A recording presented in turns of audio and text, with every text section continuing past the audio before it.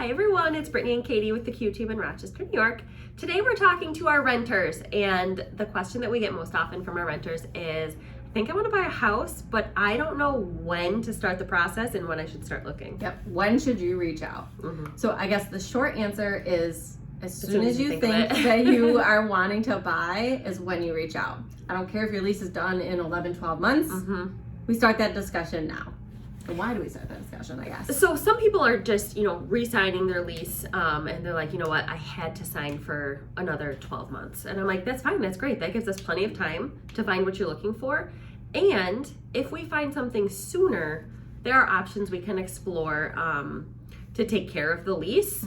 And they don't always, I don't know. So one of those options might be if you're renting an apartment and the complex has a waiting list, they might say, yeah, fine. We'll let you out of your lease. Maybe you'll have to lose your security deposit or pay a couple months rent or something. Or sometimes they're just like a early termination fee or something. But they know that there's so many people out there looking for apartments. So if they have people that are waiting for a unit, they might say, you know what, congratulations, we're not going to give you a hard time. Other options too, I know some of our clients have had options where they can sublet or where they can, if basically there's like a home buying option to get out of the your lease if you can show proof of an accepted offer with a certain amount of days notice or a certain amount of months notice that you can end your lease early. There's all sorts of options that we like to explore with you sooner than later. And beyond, if let's say we want to start the conversation 11, 12 months ahead, but you're not quite ready to start looking at this is when we do our planning. This is when we make sure we have everything in order. We know we have enough saved. We know you have the plan of what you need to do for when you are ready to start looking.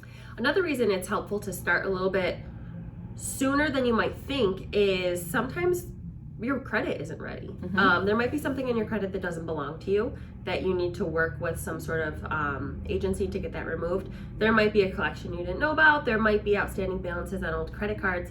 And some of those repairs can take a couple months to really catch up on your credit, to improve your score. So if your score isn't quite where it needs to be, having that extra time to work on that is super helpful. And on the other end, talking with a loan officer, I'm going to say sooner than you might think, but that will give us an idea of how much cash we're going to need for closing. And some people just don't have that much cash ready when they think that they're ready. So having that flexibility in, where you don't have to be out of your apartment in like 4 months allows you to save up for the closing costs that you're going to need. Totally.